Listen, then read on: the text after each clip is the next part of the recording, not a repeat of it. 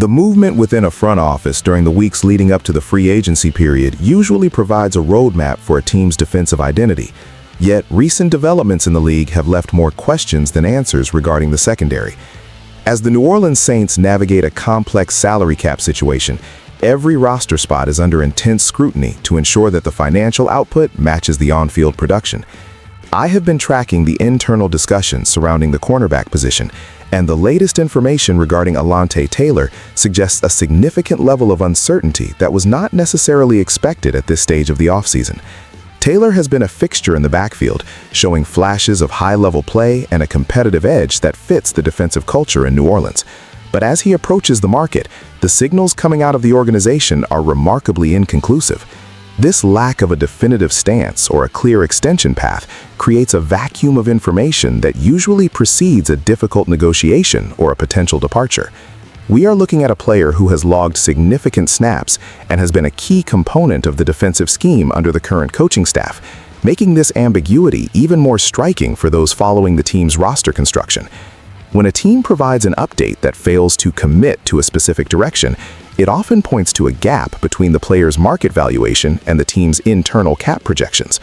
This is a critical juncture for the Saints defense because losing a versatile piece in the secondary requires immediate and often expensive backfilling. Before I break down the specific financial hurdles and the tactical impact this uncertainty has on the rest of the roster, I want to make sure you are staying informed with this level of professional analysis. If you value reporting that prioritizes accuracy and deep context over the usual noise, I invite you to subscribe and join our community of informed fans who follow the game's inner workings. Now, let's look closer at why this specific update is so telling for the Saints' immediate future. The technical reality of Alontae Taylor's situation is inextricably linked to the Saints' perennial battle with the salary cap, where every dollar must be justified by consistent, high-end production.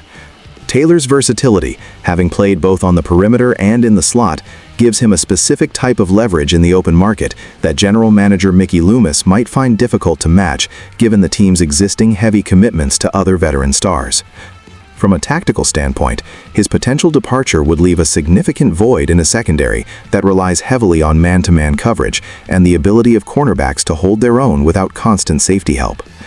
When we look at the film and the underlying metrics, Taylor has shown the athleticism to stay with top-tier receivers, but the inconsistency in the team's recent updates suggests they might be weighing his long-term ceiling against the immediate cost of a veteran contract. If the Saints cannot find common ground with Taylor soon, the focus will inevitably shift toward the draft or lower-cost veteran stopgaps, neither of which offers the same level of familiarity with the system.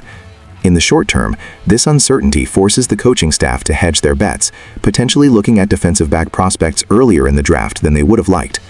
My assessment is that this is a classic case of a team wanting to retain a player but being handcuffed by previous financial decisions, leading to this current state of limbo.